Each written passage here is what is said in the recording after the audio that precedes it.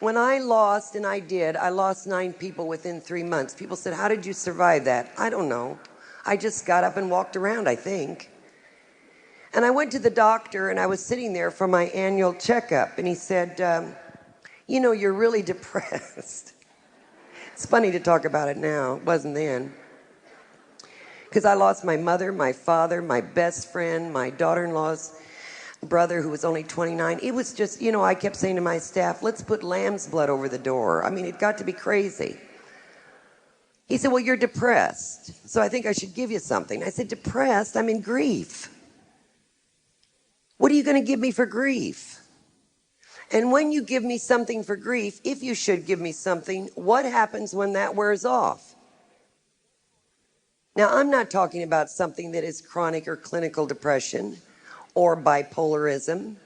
That's a different thing entirely, but we have to face the things in life, don't we? We can't just numb ourselves to everything. And I don't think there's anything worse than grief of the loss, and especially the loss of a child or spouse or parents, depending on who you love. And then you always get people who tell you, well, it's been 3 months. Are you over it yet? What kind of barbaric thing is that? If you grieve for your whole life, that's all right. But it's funny, you know, and I have people say this to me that come to my reading room and they'll say, they start crying or whatever. And they'll say, I'm so sorry I'm crying. Isn't this a sad society when we can't cry? Isn't this sad? And the other night I was in a restaurant and people were laughing and somebody in the next booth said, keep it down over there.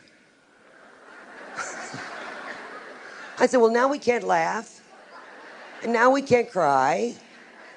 So we just are robots, that's all. And they were mean as hell sitting there griping, and they're mad at the other ones because they're laughing. It's jealousy. That was the night I told the group, where was I? San Francisco, that I was in Lions, and somebody walked up to me and said, what are you doing here?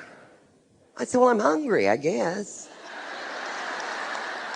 I have to be somewhere. I get that all the time. I'm in the airport. What are you doing here? I don't know. I came down off this really strange white cliff that had crystals, and I just came down with bat wings, and I don't know. I've always said, I'm going to write a book about what things people say to me. So a man walked in one day and he said, I don't know what I expected, but you're not it. Now, I don't care how psychic you are, you don't know where to go with that one. There's nowhere to go with that one.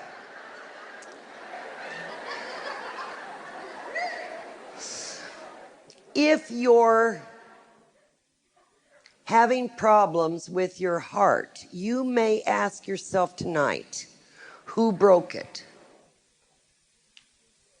You can say to me all you want, it runs in my family. But you see, that's also a programming. And God love you doctors. But here's what happens. A woman goes in and she tells the doctor that her mother and her sister died of breast cancer. Right away, the doctor's eyebrows shoot up and starts programming the woman into the fact that she's a 70 or 85% candidate for breast cancer. Do you know what that is? That's a negative implant.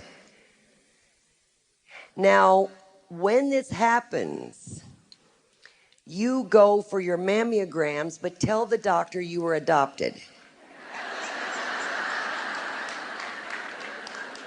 Because if you don't, you constantly get those stupid red letter cards in the mail. I've seen women come into my office hysterical. Did you get your mammogram? Did you get your cone down? Yes, but the doctor scared me.